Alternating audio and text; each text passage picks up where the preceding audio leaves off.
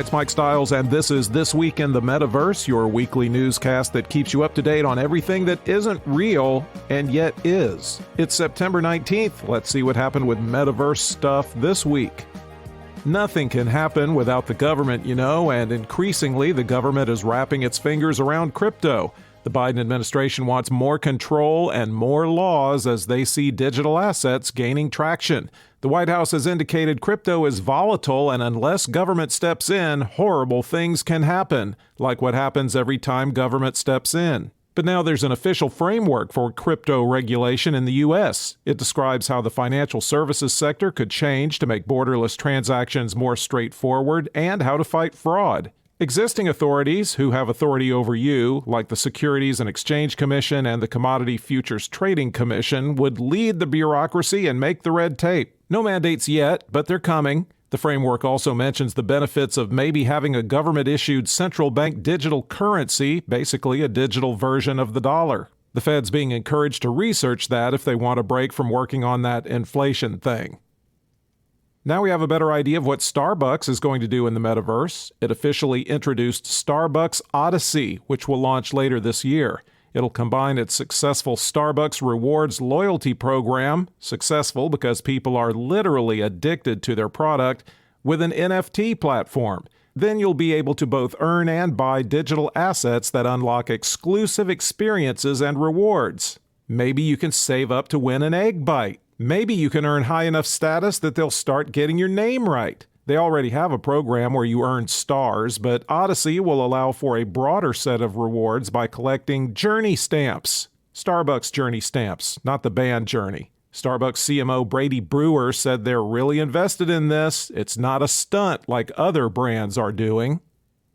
If you've ever said going into the metaverse is kind of like being on an acid trip, you'll be happy to learn scientists agree with you. A published paper shows how VR group experiences can produce responses like those triggered by psychoactive drugs like hallucinogenic mushrooms or LSD. I know what you're thinking. Mike, are you tripping? I'm not. None of my colors are swirling. Participants said things like, I could no longer define the boundaries of my body. I can't define where I begin and where I end because the atoms and molecules of my arm blend with the atoms and molecules of the wall, and all I could detect was this energy.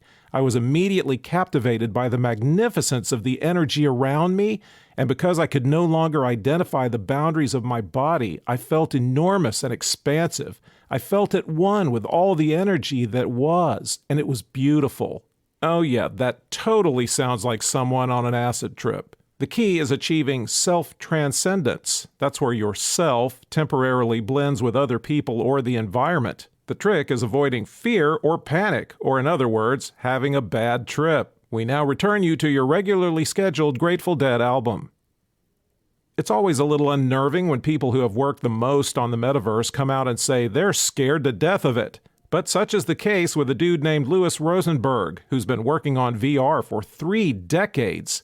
It's not metaverse acid trips he's worried about, it's ad-based business models. Specifically, large corporations could soon have more influence and control over society than you ever imagined. It'll make social media look like peanuts, especially the Planters Facebook page. He says metaverse platforms will be able to track where you go, what you do, where you look, how long you gaze at it, how you walk, your posture, your expressions, your vocal inflections, and your vital signs. All that info, of course, can be used to manipulate you. In fact, he says the metaverse will be the most dangerous tool of persuasion humanity has ever created, worse than a Kardashian. Lewis says it's never too early to talk about regulating and limiting what the mega companies can do with people in the metaverse. Another metaverse guy is Neal Stephenson. He's said by many to have invented the metaverse. Sure, other science fiction writers had similar ideas, but Stephenson's 1992 novel Snow Crash completely fleshed out the idea of going to a place where the digital displaces the physical. And he was the first one to call it the metaverse, so there's that.